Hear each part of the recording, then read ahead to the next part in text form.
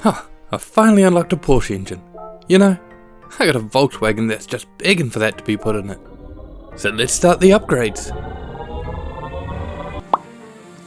And with that incredible transformation, let's head over to Deep Forest Raceway and see how this car holds up against some professional difficulty GR4 race cars.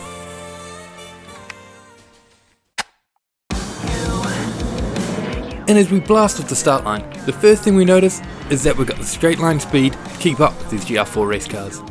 Now that is a promising start. All we got to do now is make sure that we don't lose too much ground in the corners, and we might just be able to walk away with the win here.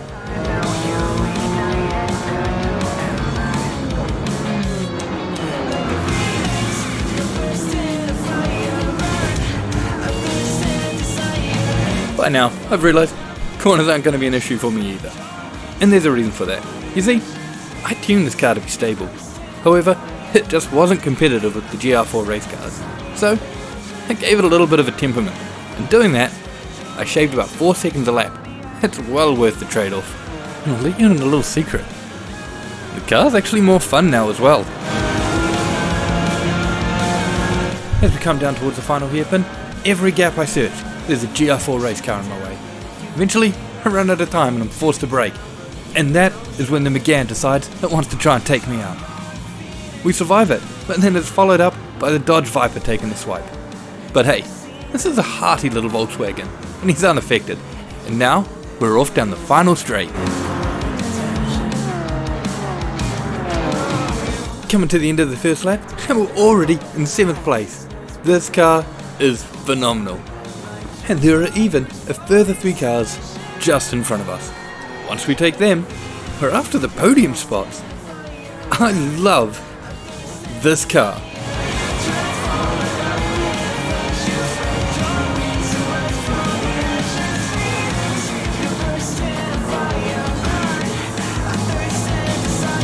As we close in on the intersex, we find ourselves looking for an opening. And as it slides wide, we miss our chance on the inside and end up right on its bumper. Disappointing as it is, there's a long straight coming up, and we outpower the intersex. So, we put our foot to the floor, and by the end of the straight, we've got our position. In the same straight, we also take the WRX. The fuck?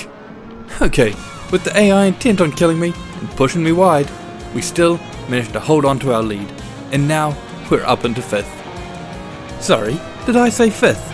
Cause we take the second NSX, and now we're after those podium spots.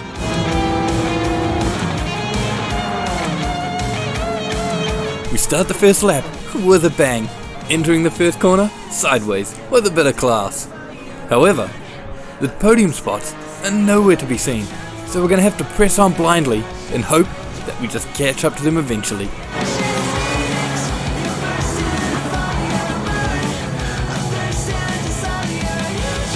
In trying to pull ahead of the NSX, we forget about the most dangerous part of the track for this car.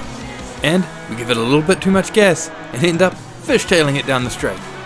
Luckily, it's recoverable, and we're still on our way. So, back on target and after those podium spots. We finally get some distance on the NSX, and as we come up to the hairpin, we think we catch a glimpse of the podium spots on the other side of the corner. That is great news. So, all we're going to do is get a good run onto the final straight so we can confirm that it's actually what we saw. And there they are, the final victims for our race.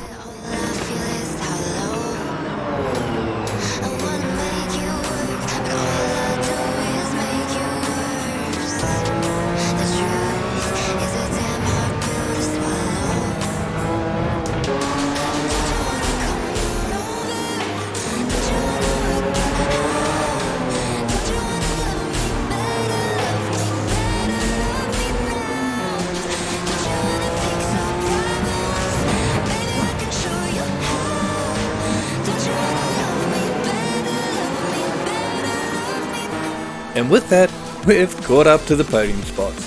Unfortunately, the hairpin's coming up, and my brakes just don't cut it compared to theirs, and I gotta hit him a little earlier. Also, jump cuts make this car unstable, but we hold control, and with our high speed, we should be able to take these positions by the end of the lap.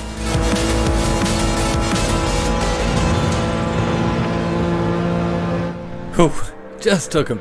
Man, that saved me from being called a liar. Now, let's go get first. Before you know it, we've already closed the distance on first, and now all we're gonna do is find the right opening. Not quite here, but coming around this corner, a small gap opens on the inside, and we don't hesitate, we're going for it, and that gives us the lead. Now all we're gonna do is hold it for a little bit more than a lap, and we're gonna come away with a win. Not bad from a car from 1966.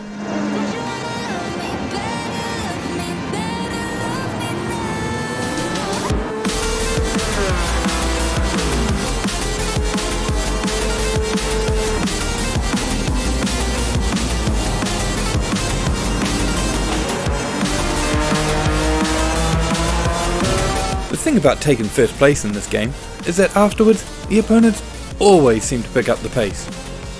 Unluckily for them though, I run quite consistently, so the only thing they see is my brake lights, and they never get any closer than that.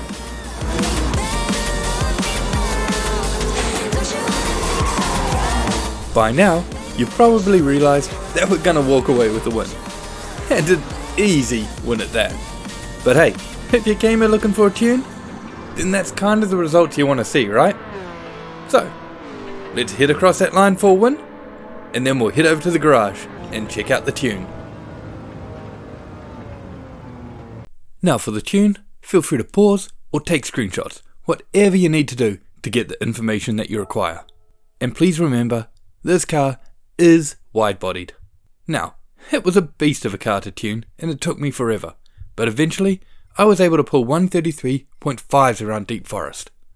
If anyone can beat that, please let me know, because I'd love to see just what this car is capable of.